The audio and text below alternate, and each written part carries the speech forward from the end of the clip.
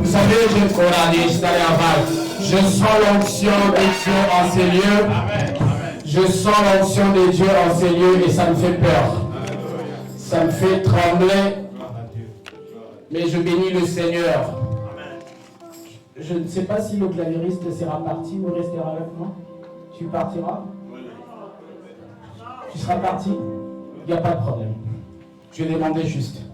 Merci la chorale. Que Dieu vous bénisse. Je vous prie de pouvoir vous asseoir.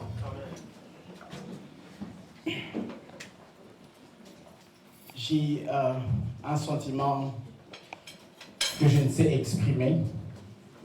Chaque fois que je viens dans cette église, j'ai des larmes aux yeux. Je remercie le Seigneur de m'avoir amené ici. Mais Dieu a tellement béni cette église. Ça me choque. J'ai été baptisé, j'avais 17 ans. Aujourd'hui, j'en ai 40. Je n'ai jamais compris les choses que je vois les jeunes faire dans cette église. En fait, je ne les avais jamais fait à mon âge. Enfin, quand j'avais cet âge-là. Je bénis cette église. Je suis tellement flatté que chaque fois que je viens ici, je vois les jeunes connaissent tellement la parole de Dieu que je ne sais pas.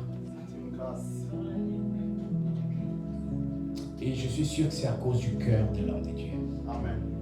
Vous savez, quand vous avez un bon cœur, c'est votre cœur en fait qui attire les hommes vers vous.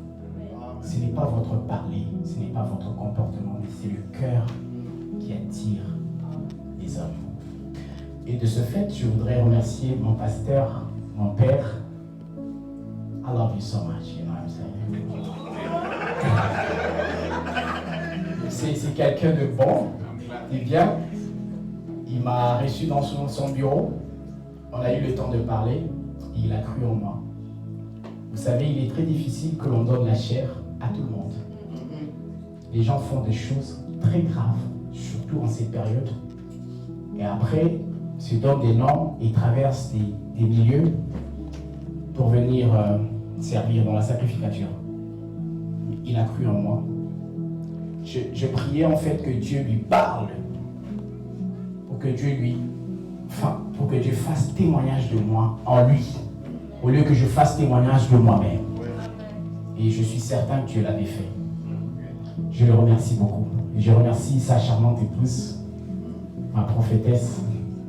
Elle a la sensibilité spirituelle, cette maman. Amen. Merci pour votre amour, pour votre cœur et pour votre hospitalité. Je remercie le pasteur Michel, qui d'ailleurs m'a reçu chez lui le dimanche passé. C'était formidable. Ça fait du bien en fait de parler aux hommes de Dieu, pas à l'église, mais à côté. Parce que là, ils déversent leur cœur. Et il m'a dit des choses bien. Je remercie Papa Mampassa, un vieux encore très bon. Amen. Qu'est-ce qui se passe dans cette église? Je suis content. Je ne voudrais pas prendre tout votre temps. Je remercie le collège pastoral et toutes les personnes qui travaillent dans cette église. Vous avez une église merveilleuse et je suis sûr et certain que j'appartiendrai. Ah, vous me regardez là? Vous voulez que je parte? Je peux partir. Ah ouais? Que je reste? Ah, je resterai quand même. Merci beaucoup. À mon président. Vous savez, j'ai tendance à parler anglais, excusez-moi. Donc là, je suis en train de réfléchir dans une autre langue et je parle français. Merci, Président, pour la confiance, la marque de confiance. Je remercie mon frère Trône. Je ne l'avais jamais entendu prêcher. Je suis très impressionné. Il a, en fait, ta façon, l'usage de ton jargon. J'étais là, si je me disais, mais si lui parle comme ça, moi je parlerais comment? Parce qu'il parle tellement bien. Il a un enchaînement logique de sa pensée. Vraiment, je suis très fier de toi, frère Trône. Que Dieu te bénisse. Je suis énormément impressionné. Pas seulement des poèmes, mais de la compréhension même de la parole dont tu faisais allusion ici. Merci beaucoup. Alors, je vais lire la parole de Dieu sur les passages que nous avions tous lus et j'espère que Dieu va parler à quelqu'un. Avec toute humilité, je vous prie de pouvoir vous tenir debout. On va lire le même passage, Romains 12, 1 à 2. Il est écrit, je vous exhorte donc, frères, par les compassions de Dieu, à offrir vos corps comme un sacrifice vivant, saint, agréable à Dieu, et ce qui sera de votre part un culte raisonnable. Ne vous conformez pas au siècle présent, mais soyez transformés par le renouvellement de l'intelligence, afin que vous discerniez quelle est la volonté de Dieu, ce qui est bon, agréable et parfait. Et on va aussi lire 1 Pierre chapitre 2 verset 9. 1 Pierre chapitre 2 verset 9.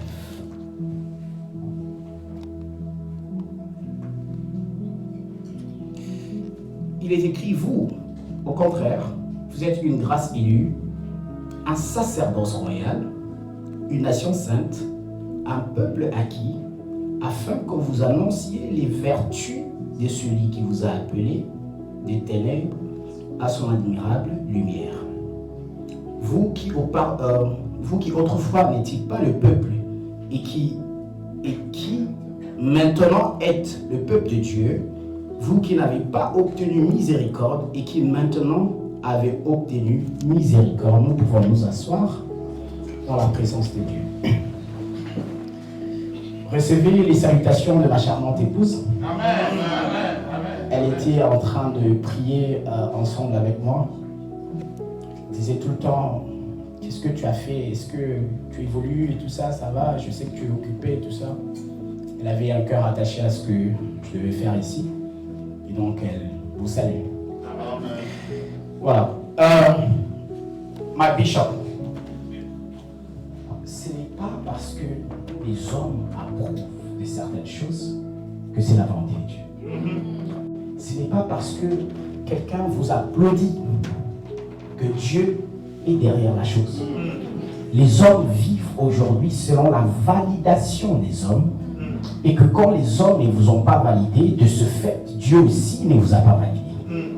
Alors il y a trop de cacophonie dans la chose de Dieu aujourd'hui, ce qui fait que la mentalité du royaume est confondue avec la mentalité d'autres royaumes. Parce que ici nous parlons du royaume des dieux. Il est écrit, comme nous l'avons lu, il a fait de nous un royaume de sacrificateurs. On prend multiples sacrificateurs, on les met dans un coin, et ce coin-là devient un royaume où ils sont en train d'exercer comme les citoyens de ce royaume. Vous savez, quand vous venez en France pour y rester, quand vous avez par exemple besoin d'un visa d'installation ou vous allez dans un autre pays, la première des choses que l'on vous demande, c'est une intégration. Lorsque vous n'êtes pas intégré, même quand vous allez appliquer pour la nationalité, ils vous diront niet. Vous ne parlez pas français, vous ne connaissez pas leur histoire, je ne sais pas, le général de Gaulle avait fait ceci, cela et tout ça, ils ne vous donneront pas leurs documents. Parce que vous n'êtes pas intégré. Mais comment nous pouvons être là, parlons de la mentalité du royaume, sans pour autant que l'on ne soit intégré dans ce royaume? La mentalité du royaume. Et donc, aujourd'hui, je parlerai sous un sous-thème que j'ai intitulé « Comme un aigle ». Mais c'est un thème tellement vaste, je voudrais quand même commencer par élaborer petit à petit ce que c'est la mentalité. Mais puisqu'il y a eu plusieurs intervenants ici qui ont déjà défini c'était quoi la mentalité, je vais essayer de le rendre petit. J'en parlerai d'ailleurs en grosso modo pour pas que je prenne tout votre temps. Et donc, selon les recherches que j'ai faites, La mentalité n'est rien d'autre qu'une conformité aux règles du milieu. Une conformité aux règles du milieu. En Afrique, particulièrement au Congo, on vous dit, quand vous allez dans un village, vous trouvez les gens danser avec un même pied, vous êtes bien dans l'obligation de faire la même chose. N'est-ce pas? Pourquoi? Parce que vous devez vous conformer à ce milieu-là. On est ensemble? Et maintenant, la même Bible nous dit, ne vous conformez pas au siècle présent. Bon Seigneur, nous vivons sur la terre, nous avons des frères, nous avons des familles, mais qu'est-ce qui se passe pour que nous ne soyons pas là-bas? La Bible dit dans Matthieu chapitre 6, verset 8, ne les ressemblez pas. Ne faites pas comme eux. Ne parlez pas comme eux. Ne vous habillez pas comme eux. Ne les ressemblez pas. Amen. Pourquoi? Parce que, des fois, lorsque les hommes vous applaudissent, vous avez l'impression que Dieu y est. Et il y a quelque chose qu'on dit en Afrique, la voix du peuple, c'est la voix de Dieu. Faux et archi faux. La voix du peuple, c'est pas la voix de Dieu. Qui a dit parce que, voilà, vous savez, quand on était jeunes, on faisait des choses pour se faire valider par les amis. On va aussi partir là-bas, ils sauront que je suis aussi jeune. Ils sauront aussi que je suis capable de faire telle et telle autre chose. La mentalité du royaume. Ici, je parlerai, papa, de deux choses. Il y a un couple qu'on appelait Zacharie et sa femme Élisabeth. Ce couple était un couple qui avait la mentalité du royaume. Mais ils n'avaient pas d'enfant. Ils ont eu un enfant. Papa, s'il vous plaît, j'ai combien de minutes? 50. Donc là, il me reste combien de minutes? Parce que je voudrais respecter le temps. Merci. Alors, ils ont eu un enfant. Avant qu'il n'ait cet enfant, la Bible dit l'Éternel est apparu à sa femme. Il lui dit, ABC, écoute, je sais que tu n'as pas d'enfant à ton âge et tout ça. Tu enfanteras un fils. Et de ce fait, tu devras adopter une mentalité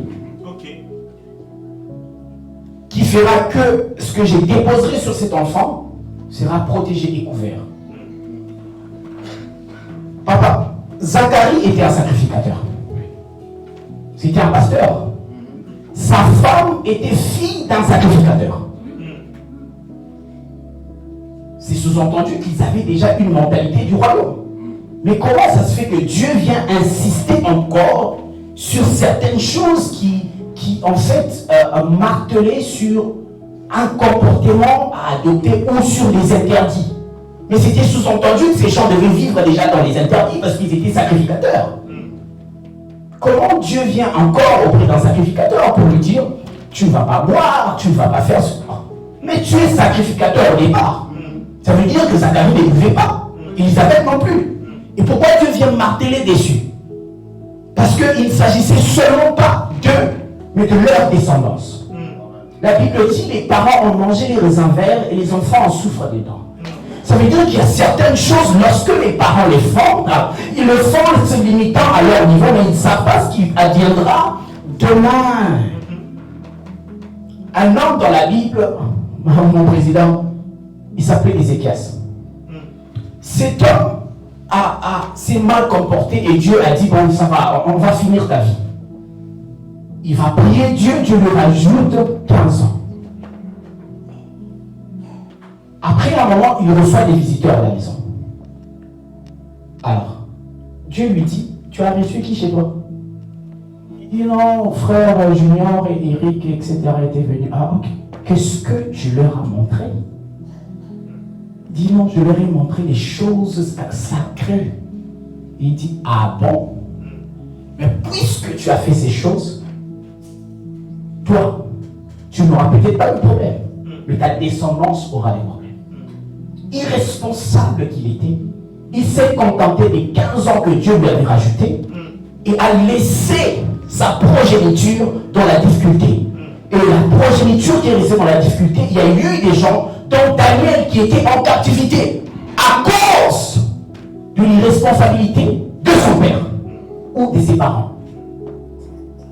Donc, quand Dieu parlait à Élisabeth et à Zacharie, il voulait leur dire, je sais que vous êtes sacrificateurs, mais faites attention à ce que vous allez inculquer à votre enfant.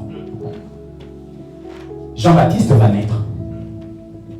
Oh mon Dieu, quel genre de parents êtes-vous? Cet enfant va vivre dans le désert. Si on était ici en France, les parents seraient arrêtés. Comment faites-vous pour qu'un enfant qui a de l'avenir devant lui, entre guillemets, il va vivre dans les déserts, il ne mange que les sauterelles, il ne mange que du miel, alors que d'autres enfants mangent McDonald's, pasteur. Alors que d'autres enfants vont au movie, ils partent regarder les films. Alors que d'autres enfants portent les baskets Adidas. Alors que d'autres enfants font des choses qui plaisent à leurs parents. Vous savez, quand vous n'avez pas eu d'enfant pendant plusieurs années et que Dieu vous donne un seul enfant, vous avez tendance à beaucoup chérir cet enfant. Vous avez tendance à lui donner toute l'affection qu'il faut. Et les parents de Zacharie ont été des gens avertis par Dieu. Ils ont refusé de considérer le fait que cet enfant était un enfant unique, mais ils ont eu le comportement et la mentalité du royaume de pouvoir conduire cet enfant selon les principes et le précepte que Dieu leur avait prescrit. Il est très important, pasteur, de connaître une chose. La même chose s'est passée avec Samson. Mais malheureusement, les parents de Samson n'avaient pas cette perception. La différence entre Samson et Jean-Baptiste, c'est que Jean-Baptiste avait compris ce qu'il était par le biais de ses parents. Mais Samson était un juge que Dieu avait établi en Israël contre les Philistins. Mais comment ça s'explique que Samson, excusez-moi, Samson aussi a le même mouvement? Ça veut dire que lorsque l'ange apparaît à ses parents, ils disent que cet enfant ne prendra pas de la boisson alcoolisée, ne fera pas ceci, ne fera pas cela. Mais Samson a vécu toute sa vie, dans les fêtes de 7 jours, dans les concubinages, dans l'immoralité et dans tout ce que nous connaissons. Deux personnes ayant la même opportunité de la vie, mais qui les utilisent différemment. Ce qui se passe, c'est quoi, papa? C'est qu'on peut être un homme de Dieu, un enfant de Dieu, un averti, un sauvé et tout ce que vous savez là. S'il y a quelqu'un qui ne parle pas lingala ici, désolé. Bon, peut-être qu'ils vont traduire pour vous. Vous savez qu'on peut servir Dieu pendant plusieurs années, mais ce que ça m'a senti.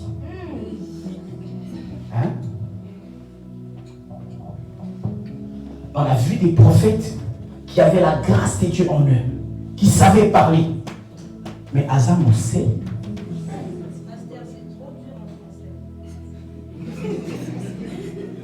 Malheureusement, c'est vrai. Parce que la mentalité du royaume implique une forme de consécration à Dieu. Et cette consécration ne se limite pas seulement au niveau spirituel, même dans la vie normale. Ce qui fait que Jean-Baptiste n'avait pas à côtoyer les concubines. Jean-Baptiste n'avait pas le temps d'aller voir ses copines. Jean-Baptiste n'avait pas le temps d'aller à des fêtes parce qu'il avait la mentalité du royaume inculquée en lui par ses parents, qu'il vivait une vie de sainteté. Et de ce fait, il devait s'éloigner de la multitude. Ce qui est tout à fait le contraire avec Samson.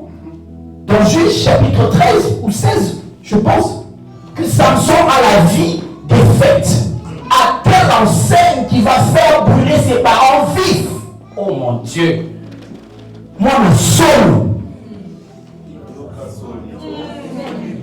Ses parents ont été brûlés vifs parce qu'il est allé côtoyer une certaine jeune femme. Son père lui avait dit, n'y va pas, il y est quand même allé, et tout ça, et cette femme, ils ont eu des problèmes parce que cette femme l'avait trahi, parce qu'elle a été utilisée par les Philistins pour qu'elle découvre une certaine vérité en lui, sur le lion que Samson avait déchiré, et donc cette femme-là va reporter aux Philistins ce qui s'est passé, et Samson, en colère contre cette femme, va la quitter momentanément. Et son père lui dit, bon, pour cela, je préfère te donner à quelqu'un d'autre. Quand il revient plus tard, Il dit, mais papa, qu'est-ce qui se passe? Le père dit, mais je pensais que tu étais en colère avec cette femme. Alors je vais donner à quelqu'un d'autre. Il se fâche. Et il se fâche, il va créer un désordre dans les camps des Philistins. Et pendant ce temps-là, les Philistins, pour se revenger, ils ont brûlé ses parents vifs. La mentalité du royaume. Beaucoup de gens sont avertis de la parole de Dieu. Beaucoup de gens viennent à l'église, ils écoutent la parole de Dieu. Il y a même les enfants des pasteurs qui sont en fait constamment dans la vie de l'église, mais qui manquent la mentalité du royaume. Pourquoi? Parce qu'on doit se faire valider par les hommes. Les hommes doivent nous accepter. Et pourquoi mon enfant ne s'habillerait pas comme toutes les autres filles? Pourquoi? Mais qu'est-ce qui se passe avec vous? Est-ce que vous vivez dans ce monde pour y rester, ou vous vivez dans ce monde n'appartenant pas à ce monde? Les parents de foi sont, je ne sais pas, tolèrent tellement des choses que leurs enfants font des choses impossibles. Ils ont un accoutrement différent, ils ont des fréquentations différentes, et tout ça, et ils n'en parlent pas. Parce que, c'est ça ma pote dit, on est en Europe. Jean-Baptiste ne partait pas au restaurant. Comme les enfants d'aujourd'hui, papa et moi, on ne part pas au restaurant. Qu'est-ce que ça veut dire, c'est le restaurant? Le pasteur avait dit une fois ici, je sais ce que je fais quand je prends mes enfants et ma femme, je les amène régulièrement ici, même quand je suis fatigué. Je sais ce que je suis en train de construire en eux. Combien de parents le font aujourd'hui? Les enfants discutent avec leurs parents pour dire, je sais si je partirai ou je ne partirai pas, et demain je ne pars pas. Et les parents, est-ce qu'il était femme là? Qu'est-ce qui se passe? La mentalité du royaume n'est pas liée au fait que vous venez à l'église tous les jours. La mentalité du royaume n'est pas liée au fait que vous savez tout compte. C'est quoi, papa? De réciter les versets bibliques. La mentalité du royaume n'est pas sur le fait que vous chantez à la chorale. Ce n'est pas ça la mentalité du royaume, papa. La mentalité du royaume implique le respect des principes que Dieu donne à ceux qu'il a appelés, à ceux-là qu'il a établis comme sacrificateurs de la sacrificature. Il a fait de nous un royaume des sacrificateurs. Or, les sacrificateurs devaient avoir un comportement. Ils devaient avoir une forme de marché. Ils devaient avoir un genre de vêtements à porter. Ils devaient avoir une certaine fréquentation. Ils devaient avoir un certain milieu. Papa, il est tellement difficile aujourd'hui de voir les chrétiens qui sont sceptiques à certains milieux parce qu'ils veulent se faire valider. Nous, lorsqu'on a cru au Seigneur, papa, vous portez les jeans qui sont coupés comme ça, mais c'est fini, vous n'en faites pas. Aujourd'hui, nos jeunes femmes et nos jeunes garçons font n'importe quoi. Et personne n'en parle. Parce que bon, le monde a évolué. La Bible dit, ne les ressemblez pas. Ne soyez pas comme eux. Ne faites pas comme eux. Ne parlez. Comment ça se fait que toi, quand on te voit au milieu des païens, vous parlez le même langage?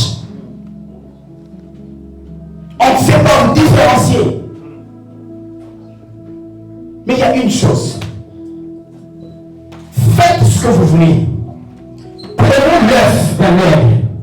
Mettez-le sous un poule. Ça, une poule. Une poule. Que ça se féconde. Et laissez les glands évoluer avec les poussins.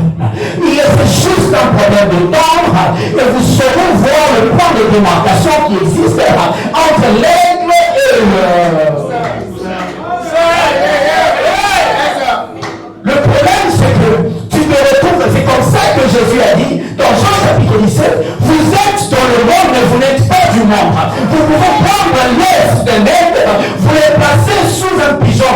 Il n'y a pas de problème, il peut y avoir éclosion. Mais le problème, c'est qu'un temps après, il y aura des manifestations qui détermineront la différence qui existe entre ces deux volailles. Entre ces deux oiseaux.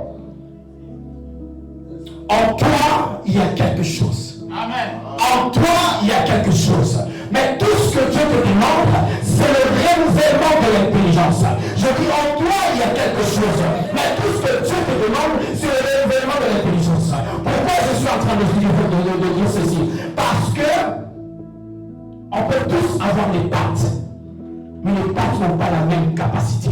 Vous savez, les pattes, tous les oiseaux ont les pattes, mais les pattes des nègres ont une capacité de prendre quelque chose à la bouche et les amener dans les odeurs que personne, aucun oiseau n'a cette capacité de pouvoir porter. Vous savez, les animaux comme le lapin. Naturellement, le lapin pèse plus que le lait. Mais comment ça se fait que l'aigle a la capacité de pouvoir descendre, prendre le lapin et aller avec? Parce qu'en lui, il y a une capacité de potentialité qui ne sait pas. Je ne sais pas comment je vais le dire. En l'aigle, il y a des choses qu'on ne sait pas déterminer. On a tous des pattes, mais qui ne font pas la même chose. Mon épouse me disait, il y a quelques jours passés, il dit, mon premier fils, il a 4 ans. Son petit frère se sentait pas bien, il dit j'ai mal au ventre. Alors il va, il dit non, couche-toi. Il commence à toucher son ventre, priant pour lui, au nom de Jésus, tout ça.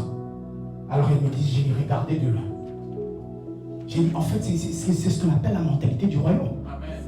Parce que ce que j'inculque à mon fils, ce que je lui dis, sont des sémences. Parce qu'en lui, je vois un aigle. Il peut se retrouver au niveau de poules, de poussins, de pigeons, des écureuils, je ne sais pas pourquoi. En lui, il y a un aigle. Il y a des parents qui ne savent même pas dans quelle école envoyer leurs enfants. Ils pensent que parce que ton fils parle bien français, qu'il réussira sa vie. Ils pensent que parce que ton fils a des fréquentations de... Vous savez ce que je veux dire. Il ira loin. Vous dites parce que votre fils fréquente, c'est faux. L'avenir d'un enfant est entre les mains de Dieu. L'avenir d'un enfant est entre les mains de Dieu. La Bible dit, il parlait à Jésus, il dit, aussi longtemps que tu vivras, aucun homme ne se tiendra au-devant de toi.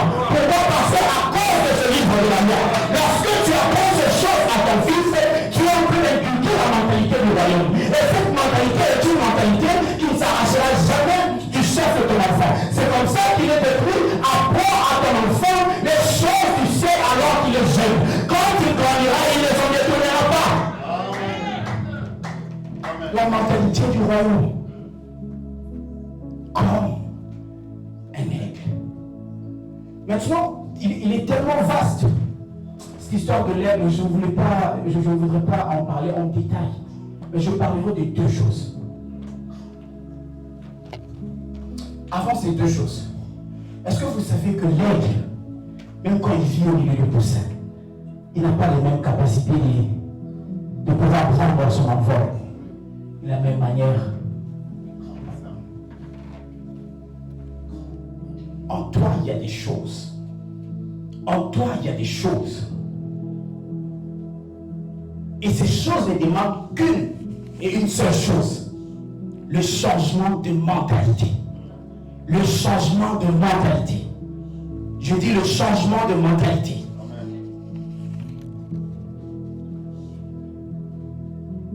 Vous savez qu'avec l'aigle a un bec qui se transforme, qu'il brise lui-même après un certain moment de vie et qui va changer plus tard.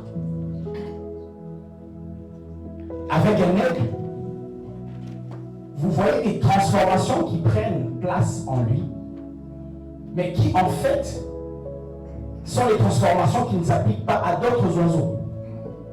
Avec l'aigle, vous voyez le fait qu'il aime trop la solitude que d'autres oiseaux. Vous savez, les écureuils, je ne sais pas moi, les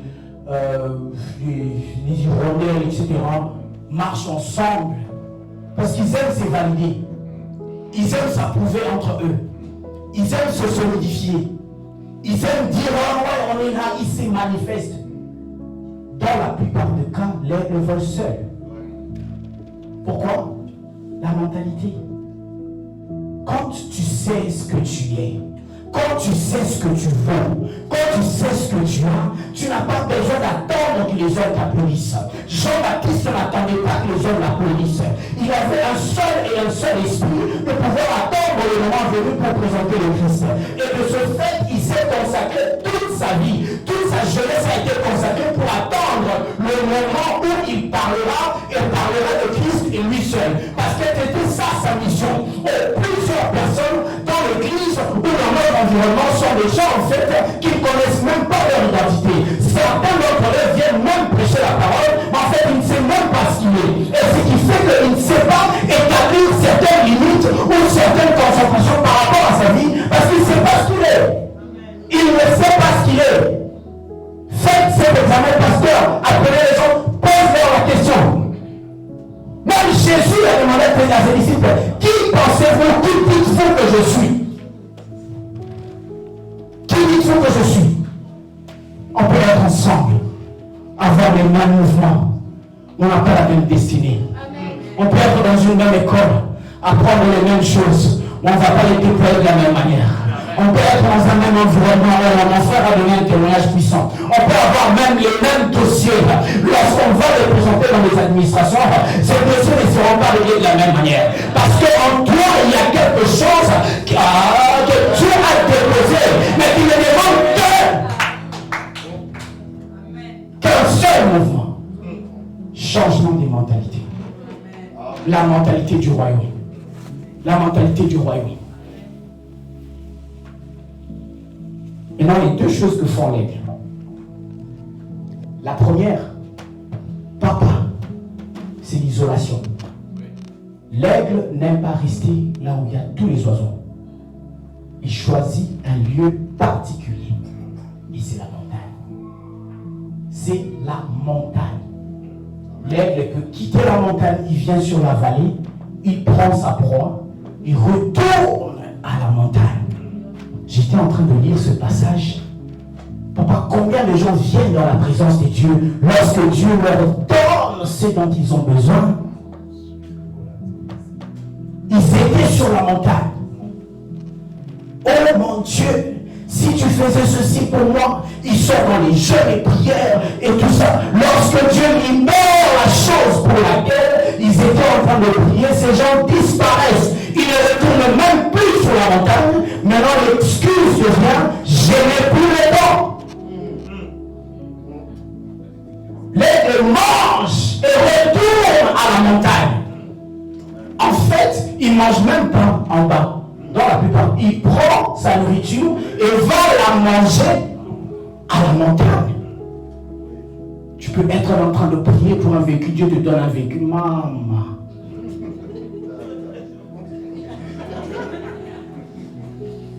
Je suis tellement occupé, pasteur, je viendrai. Ces jours-ci, je suis occupé. Tu quittes la montagne, tu deviens un animal de la vallée. Pourquoi? Parce que tu ne sais même pas que tu es un aigle. Tu ne sais pas ce que tu es. C'est comme ça qu'aujourd'hui tu vis le rouge, demain tu vis le bleu. Un aigle, peu importe la saveur de la nourriture, il va prendre cette nourriture, retourner caché sur la montagne.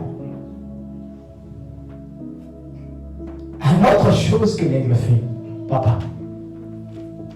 Vous savez, Bishop, si Adam avait peut-être fait la lecture sur l'aigle, je ne sais pas s'il y avait ces combats à cette époque-là. Ce que l'aigle fait, c'est que quand le serpent s'agite, il ne fait pas palabre avec le serpent. Il prend le serpent, il dit « t'obéis ». Il va le suspendre dans les airs. Et pendant qu'il tombe, il court, il le reprend, il le ramène encore dans les airs. Parce qu'il sait que c'est de l'atmosphère. Oh my God. Hey. Il y a d'autres problèmes qui demandent que lorsque tes ennemis se tiennent au-devant de toi, je n'ai pas besoin de parler avec vous. Je n'ai pas besoin de discuter avec toi. C'est un problème d'altitude. C'est un problème de niveau. C'est un problème de dimension. Lorsque nous avons ce genre de problème, un jour, my bishop, mon beau-père ne voulait pas que j'épouse mon épouse. Oui. Il dit, il fait quoi dans la vie? Bah, relis la Bible. Et je n'avais pas de travail à ce moment-là. Elle est venue dire, mais chérie, qu'est-ce que je dois dire aux parents? Je dis, dis-leur la vérité. Dis-leur ce que je suis. Et je suis fier de l'être. Et mon beau-père, c'était un pasteur.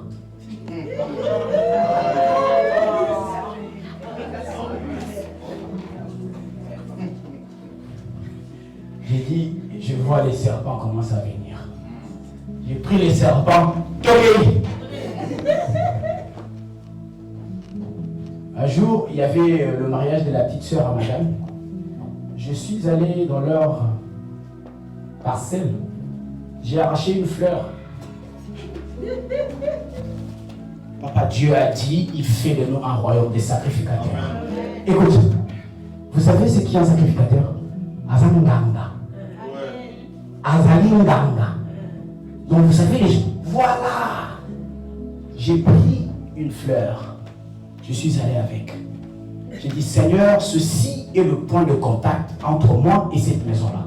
Je n'entrerai pas par la fenêtre, mais par la grande porte. Ouvre-moi cette barrière.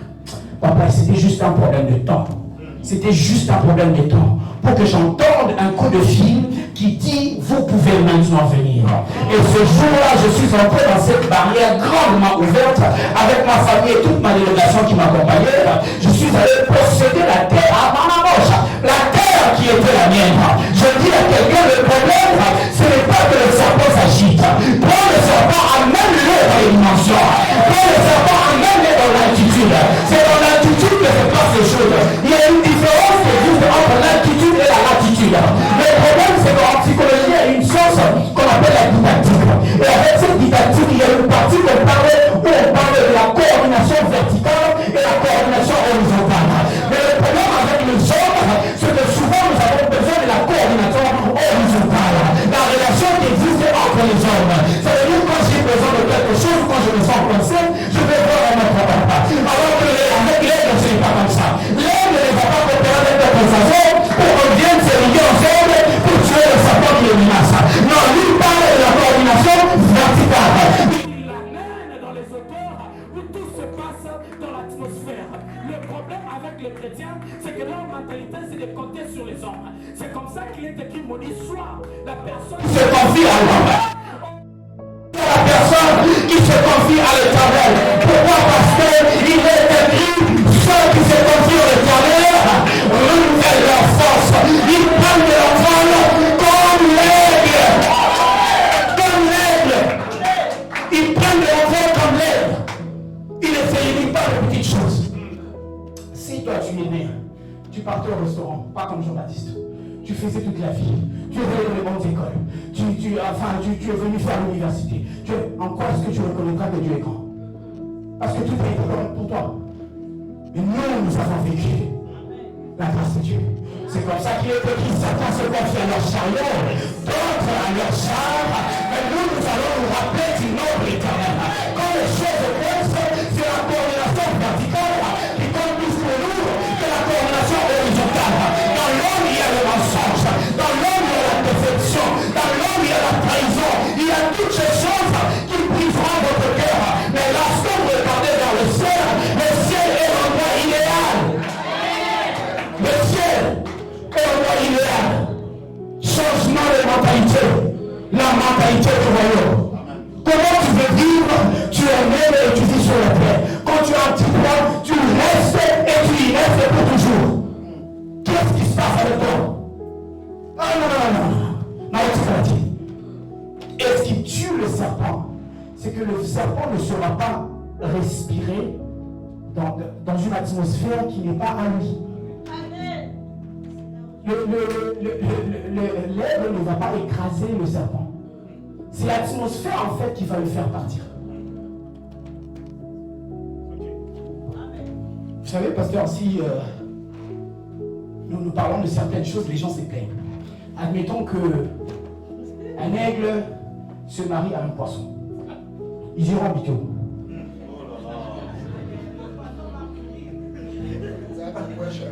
Ils iront habiter où? Parce que l'aigle ne vivra pas dans l'eau. Le poisson non plus ne vivra pas. Mentalité. Ne touche pas ce frère-là, il ne connaît pas le Seigneur. Moi, je n'aime pas ces histoires-là.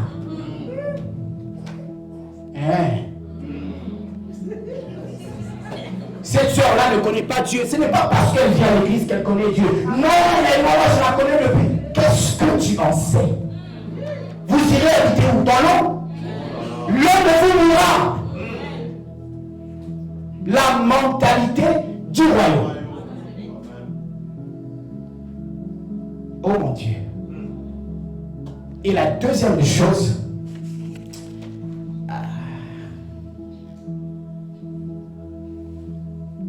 dans Actes chapitre 9, versets 10 à 18,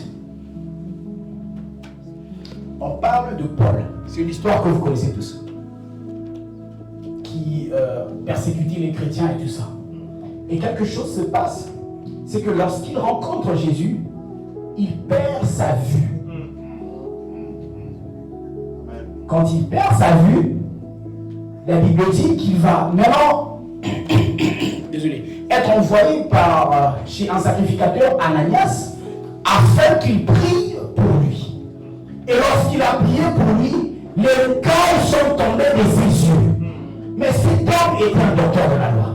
C'est sous-entendu qu'il connaissait les choses de Dieu. C'est sous-entendu qu'il s'attachait à Dieu, enfin, la loi mosaïque, je voudrais dire.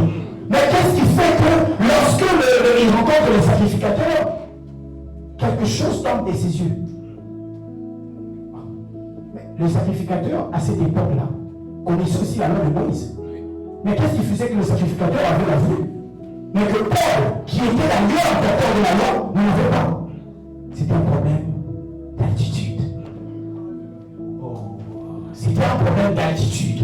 Tu peux pas connaître la parole de Dieu.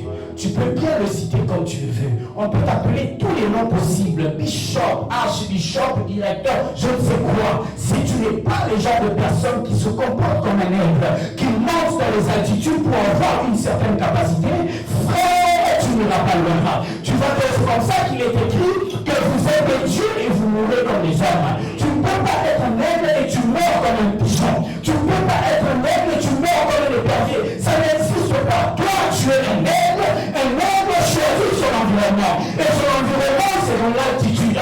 Quand tu es dans l'altitude, les choses deviennent plus claires. Vous savez, pour qu'un aigle voie, il ne fonctionne pas dans la coordination horizontale. Il fonctionne dans la coordination verticale. Il va dans les hauteurs pour qu'il soit capable de bien voir les choses que nous ne voyons pas. Vous savez, lorsque les gens ne comprennent pas la dimension de la hauteur. Lorsque quelqu'un est malade et que il est malade sur Paris par exemple, et que le médecin qui devra le soigner n'est pas sur place, la coordination horizontale disparaît. Ce qu'ils font, c'est qu'ils cherchent un hélicoptère qui le prendra d'un hôpital vers un autre. Sinon, s'ils continuent avec la coordination horizontale, la personne mourra. Lorsque la police pourchasse certaines personnes, ils sentent que la vitesse de la personne est dimensionnelle, alors ils prennent de l'envol. Est-ce que vous comprenez? Il y a certaines choses dans la vie, lorsque vous n'êtes plus capable de pouvoir les contrôler, lorsque vous n'êtes plus capable de pouvoir les gérer, montez dans les hauteurs. Oh, c'est dans les hauteurs que vous avez la meilleure vue, c'est dans les hauteurs que vous avez la meilleure vision. Lorsque vous montez dans les hauteurs, vous êtes capable de voir 1000 maisons en une seconde. Vous ne connaissez pas ça? Mais nous prenons tous les avions. Quand on va dans les hauteurs, c'est alors qu'on arrive à voir et on va distinguer 2, 3, 4 choses au même moment que lorsqu'on est sur la terre. Et l'aigle a compris cette histoire. Ses proies sont vues du haut. Ses proies sont vues du haut. Ce qui fait que sa situation géographique lui pousse à pouvoir voir les choses différemment. Un jour au Bishop, je suis dans le livre de 2 Rois, un homme appelé Élisée. Il était assis avec son serviteur et en train de parler, quelque chose se passait. C'est que un roi venait attaquer tout le temps les enfants d'Israël. Et il prenait les stratégies possibles pour pouvoir les attaquer tout le temps. Et chaque fois qu'il prenait des stratégies, ces stratégies étaient révélées à l'homme de Dieu. Et ils arrivaient à outrepasser ses plans et stratégies. Maintenant, le roi se fâche. Il dit, est-ce qu'il y a pas un traître au milieu de nous? Qu'est-ce qui fait que chaque fois que nous planifions faisons quelque chose, nous avons toujours un retour. Ces gens-là savent nous attaquer. Le problème, ce n'est pas ça. C'est que l'information ce que les gens conspirent en secret peut te parvenir quand tu es dans les auteurs. Le problème avec Élisée, c'est qu'il était dans les auteurs. Et restant dans les auteurs, il était capable de pouvoir écouter les choses qui se disaient dans les lieux les plus secrets. Lorsque même les environs les auteurs, c'est comme ça qu'ils voient qu'est-ce qui se passe sur la terre, quels sont les éléments qui se cachent et à quelle vitesse. Il faut le poser maintenant. À quelle vitesse? À quelle vitesse? Alors, on vient de dire à Élisée, on viendra t'arrêter. Son serviteur commence à trembler. On va nous arrêter.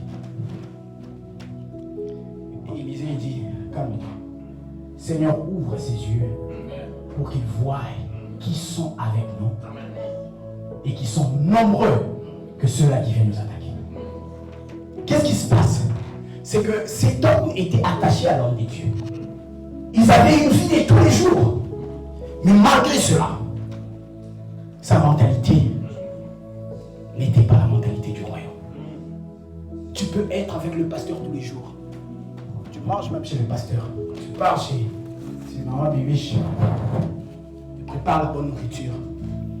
Et tellement les hommes s'habituent aux hommes de Dieu, ils pensent que parce qu'ils fréquentent le pasteur qu'il verra le Seigneur. Parce qu'il est proche du pasteur que sa vie changera. Faux et archi faux. Faux et archi faux. Alors, on prie pour lui. Et ses yeux s'ouvrent. Pourquoi on devait prier pour lui? Parce qu'on peut être dans la chose de Dieu n'étant pas capable de pouvoir voir. Et lorsque l'on ne voit pas, il est impossible de pouvoir faire le mouvement. Les auteurs, c'est quelque chose qui détermine une belle vue que lorsque on est sur la terre. Combien d'entre nous savent que lorsqu'ils sont dans les auteurs spirituels ou dans la prière, ils peuvent détecter les choses que d'autres ne détectent pas aussi facilement? L'homme de Dieu est en train de parler hier, de parler en langue. On peut être là en train de faire des choses, les gens vous prennent pour des fous. Un jour, Bishop, en Afrique du Sud, j'avais un groupe de jeunes à qui je prêchais la parole. Ils me disent, mais pasteur, je vais à l'église chaque jour. Je leur ai dit, je n'ai pas où aller. Mais les mêmes personnes un jour venaient chez moi, pasteur, est-ce que tu peux me prêter un peu? Oh, mais vous aviez d'autres activités, non? Mais moi, j'allais chez Dieu. Mais qu'est-ce qui fait que vous venez encore chercher de l'aide auprès de moi? La mentalité. Vous êtes chrétien. Venir à l'église, on doit vous pousser. Vous êtes enfant de Dieu. Prier, on doit toujours vous bousculer. Pendant que les autres montent dans les hauteurs pour voir ce qui... Papa, les choses qui se passent dans ta famille, tu ne les verras jamais si tu ne montes pas. Tu ne les verras jamais. Il y a des pasteurs qui ont des grandes églises qui ne mentent pas et ne savent pas combien de sorciers il y a dans leur église. Ils ne savent pas combien de débauchés il y a dans leur église. Ils ne savent pas combien d'occultistes il y a dans leur église. Un jour, j'étais dans une des églises en Afrique du Sud. Il y a une sœur à la chorale qui nous a l'aidé avec ses saints spirituellement. Quand on vous demande de monter, vous ne voulez pas. Est-ce que vous vous rendez compte, on est dans la chorale? Il y a une sœur qui vient nous allaiter chaque samedi qui a répétition pour que les répercussions de ces laits maternels viennent au culte le dimanche. Oh my God! Mais personne n'était capable de pouvoir détecter ces choses parce que tout le monde avait la coordination.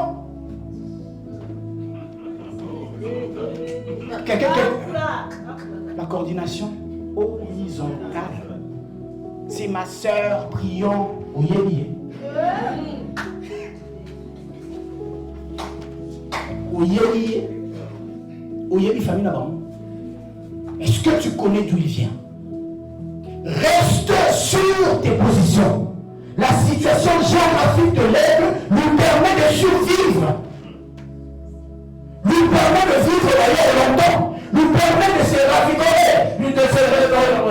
c'est quoi? Ravigorer, c'est ça? Revigorer, lui permet de pouvoir se restaurer, se rajeunir. L'environnement de l'aigle est un environnement sélectionné.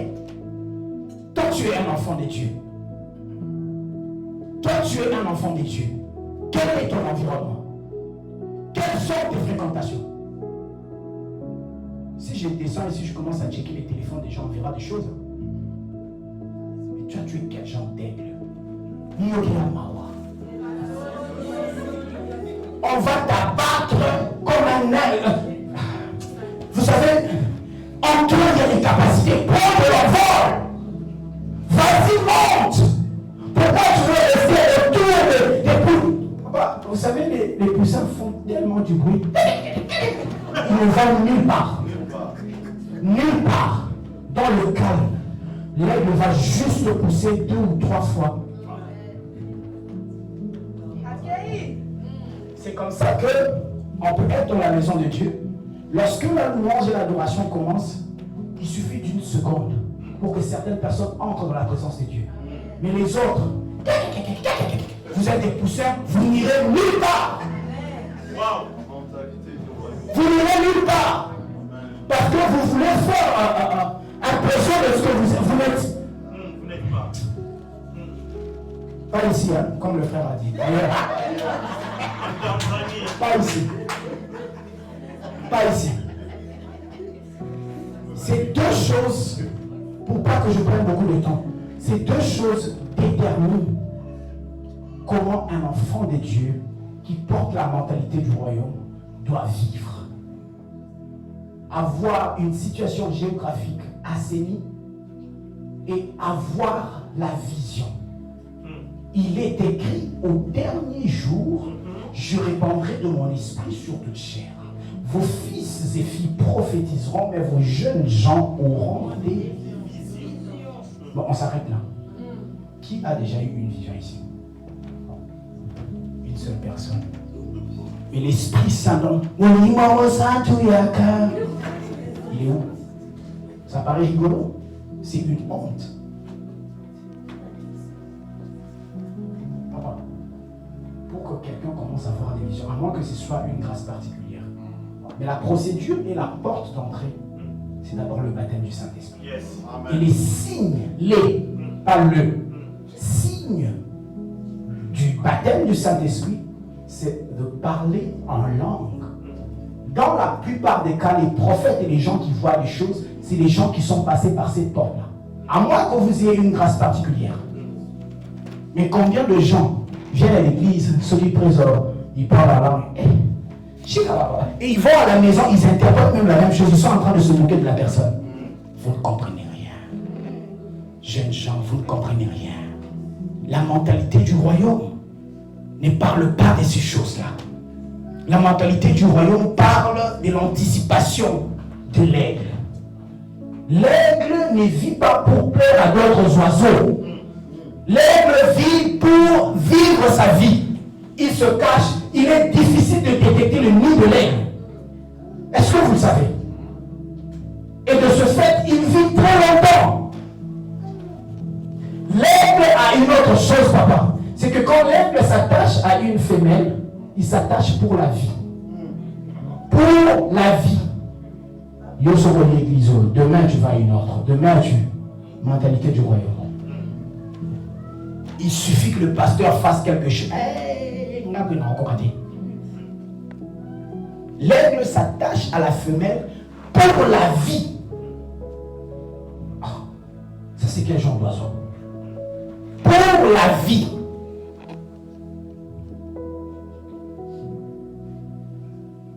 On est en train de vivre dans les églises, mais la mentalité du royaume n'y est pas du tout.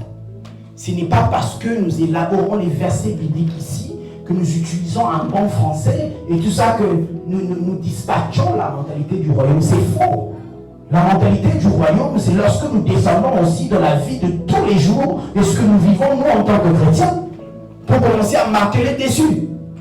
Tu peux prophétiser quand tu veux. Tu peux parler en langue quand tu veux. Tu peux avoir la parole de connaissance quand tu veux. Si tu n'as pas la mentalité du royaume, on a nous senti. Aïe. Aïe. Dans le royaume de Dieu, on nous montre comment serrer la main. Dans le royaume de Dieu, on nous montre comment dormir. Dans le royaume de Dieu, on nous montre les genres de films qu'il faut suivre. Dans le royaume de Dieu, on nous montre les genres de personnes qu'il faut fréquenter. Dans le royaume de Dieu, on nous montre l'attitude qu'il faut avoir. Un jour, j'ai été invité, je crois que j'ai donné ce témoignage ici, à l'église de croyants de Message d'Abraham. Papa. D'abord, quand ils entrent dans le culte, personne ne parle à l'autre. Ça, c'est ce que mon bishop a prêché ce matin, le respect du sacré. Vous venez ici, vous discutez Chelsea, telle équipe et tout ça, et on était à l'église. Personne ne parle à personne. On est venu dans la... Tout le monde est comme ça. Ils attendent le culte, ils finissent, ils partent. C'est à l'extérieur qu'ils peuvent parler de leur vie. J'étais choqué. Et même la musique qu'ils jouent, elle est une musique qui te montre que ces gens le jouent ou la jouent pour Dieu. Nous avons la mentalité du monde. Nous la couvrons des couvertures. Nous venons ici. Si on joue une certaine forme de musique, les gens c'est très beau. Vous sentez que nous toyons.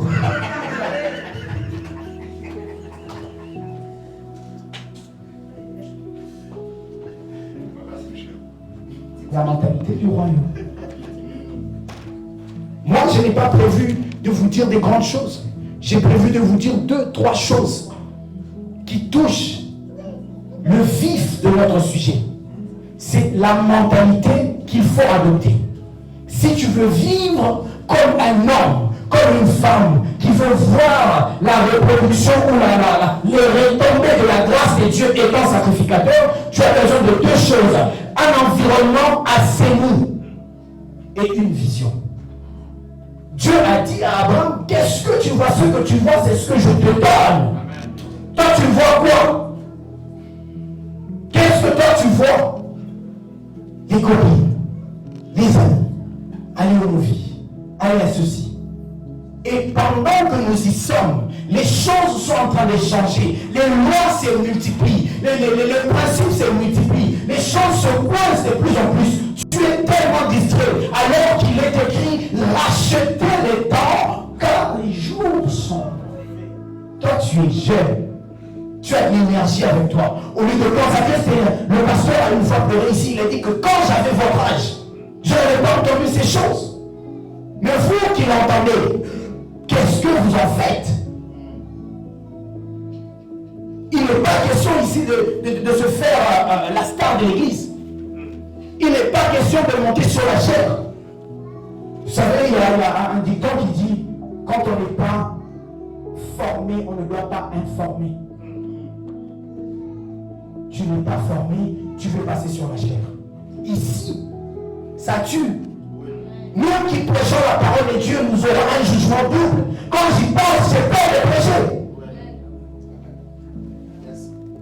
Ce n'est pas un luxe, ce n'est pas un honneur que de venir prêcher la parole de Dieu ici. C'est une responsabilité. Entre nous soit-il. On a par bon point. Pourquoi je t'habille comme ça dans la maison de Dieu? J'avais des enfants que j'encadrais en Afrique du Sud, papa. Il y avait une conférence de jeunes qui devait se faire passer. Ils ont fait une vidéo pour faire le spot. Il faut voir la vidéo, papa. Et la personne qui les filmait, et les femmes qui étaient habillées, il faut voir la vidéo. Mais non. Mais non. Et de ce fait, même les païens se disent, ah, vous avec votre histoire de l'église là. Parce que la mentalité est tellement terre à terre. Terre à terre. Et ATIO, est-ce qu'on changé? Les gens qui sont venus arrêter Jésus avaient la mentalité de l'arrêter. Quand ils ont vu Jésus, ils sont tombés. Mais quand ils se sont relevés, la mentalité d'arrêter Jésus n'a pas quitté leur cerveau. Voilà. Bon. Ils étaient venus arrêter Jésus. Quand ils l'ont vu, ils sont tombés. Et boum, ils sont tombés. Quand ils se sont relevés, ils n'ont pas arrêté cette mentalité d'arrêter Jésus. Ils l'ont quand même arrêté. Même quand tu tombes ici, ici à l'église.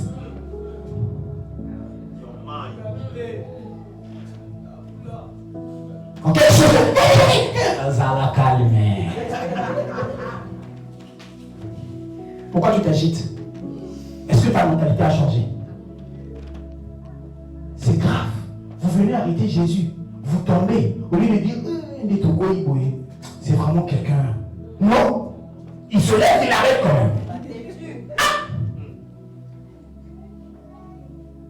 Donc la mentalité du royaume n'est rien d'autre qu'un comportement qu'il faut adopter pour un genre de vie de tous les jours jusqu'à ce que Jésus revienne nous chercher. La mentalité du royaume, ce n'est pas mettre la Bible sous les aisselles pour qu'on te voie en tant que chrétien. Ce n'est pas poster les vidéos de la chose de Dieu. Vous savez, les gens vont sur TikTok et tout ça, ils postent les vidéos, ils mettent des photos pour qu'on voie que tu sers Dieu. Non, le problème c'est ta tête. Le problème c'est ton cerveau. Le problème ce n'est pas ce que tu vois. Le problème c'est ce que tu as. Et c'est ce que tu es. Pour ce faire, je vais nous demander de nous lever et prier pour deux choses. Seigneur, ouvre ma vue. Si Dieu n'ouvre pas ta vision, si Dieu n'ouvre pas tes yeux, tu vas parler, tu vas prêcher. Tu ne sauras pas ce qui se passe. Tu ne sauras pas ce qui se passe. Nous avons des églises, Bishop, où il y a des groupements. Avant que nous prions, j'étais dans une certaine église à Johannesburg. Alors, maman pasteur était en train de faire une délivrance comme ma prophétesse là. Prier pour les jeunes, 3 jeunes filles d'une même famille. Et ils ont commencé à manifester les démons. Et c'était des sorcières. Mais qui était l'une nettoyer l'église. L'autre était à la chorale, l'autre, je ne sais pas, faisait quoi. Prudente qu'elle était, elle a demandé à, je crois, son mari ou quelqu'un qui était là, de pouvoir filmer. Parce qu'après, les sorciers renient toujours ce qu'ils avaient dit avant. Après, ils ont dit non, nous, on n'est pas sorciers. Nous, on n'est pas ce que vous croyez. Alors, ce qui se passe, c'est que mon pasteur m'appelle. Pasteur, il y a un problème ici. Elle explique la situation. Je dis, ok, on va prier. Quand je dors sous cette émotion-là, de l'information que j'avais, alors Dieu ouvre le CV de ces gens-là. Et je pas lui parler, elle dit, ça c'est exactement ce que j'avais dans la vidéo. Vous voyez? Donc quand vos yeux ne sont pas ouverts, vous pouvez pas prier. D'abord, vous ne savez même pas canaliser vos prières par rapport à votre cible. Vous ne voyez rien comment vous vous battez. Ta première commence à dire, tu te bats contre quoi et contre qui? Si tes yeux ne voient pas ton adversaire, tu auras un problème. L'aigle voit sa proie au-dessus. Il est dans les yeux. Après, donc son attaque est ciblée. Toi, tu es l'enfant de Dieu. Qu'est-ce que tu vois dans ton esprit? Qu'est-ce que tu vois dans ton esprit? La mentalité du royaume n'est seulement pas les choses que nous disons ici, c'est les choses que nous vivons tous les jours. Qu'est-ce que tu vois? Pasteur, ça fait peur de vivre en tant qu'enfant de Dieu. Il y a des sorciers autour de toi et tu n'arrives pas à les détecter. Il y a des gens qui vous attaquent, vous n'arrivez pas à les détecter. Est-ce que cette église Victory Church devrait avoir le nombre de gens que nous avons aujourd'hui? Est-ce que cette église devrait avoir le genre de musiciens que nous avons aujourd'hui limité? Ou bien on devrait avoir encore plus qui viennent et qui remplissent ce lieu? Est-ce que cette église Victory Church ne devrait pas avoir des gens qui évangélisent de l'autre côté, les malades sont guéris, les morts sont ressuscités et tout ça? Qu'est-ce que nous voyons? Dieu a dit à Abraham, ce que tu vois, c'est ce que je te donne. Qu'est-ce que toi tu vois de cette église? Qu'est-ce que tu vois par rapport à ta vie? Qu'est-ce que tu vois par rapport à ta consécration? Qu'est-ce que tu vois? On a tous des becs, mais on ne les utilise pas de la même manière. On a tous des pattes, mais les pattes là n'ont pas les mêmes capacités. On a tous les ailes, mais les ailes ne prennent pas les mêmes envols. On a tous les capacités de pouvoir voir. L'aigle peut voir 8 fois plus fort qu'un homme. 8 fois sa capacité de voir. Et si tu es dans un avion, tu arrives quand même à compter le nombre de maisons, ça veut dire que l'aigle peut aller encore plus haut et être capable de pouvoir voir. Toi, tu es un aigle. Oh, mais je disais, toi, tu es un aigle. Je disais, toi, tu es un aigle. Tu n'es pas un animal à un... Non, toi, tu es un animal de dimension. De dimension. Prie que Dieu t'ouvre les yeux. Ça peut se faire immédiatement. Et peut-être pas. Mais que Dieu t'ouvre les yeux. Et la deuxième des choses, assainis ton environnement. Ne vis pas là où tout le monde vit. Ne cherche pas à te faire valider. Ne cherche pas à t'associer aux gens qui ne sont pas à toi. L'aigle ne fait pas ces choses à cause de sa mentalité. Est-ce que nous pouvons prier? Lèvons nos voix et prions. Lèvons nos voix et prions. Lèvons nos voix et prions.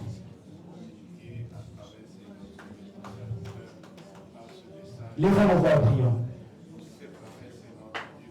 Oh, tu ne comprends pas. Les gens qui attaquent tes enfants à l'école, tu ne les connais pas. Non, tu ne devais pas prier comme ça si tu comprenais ces choses.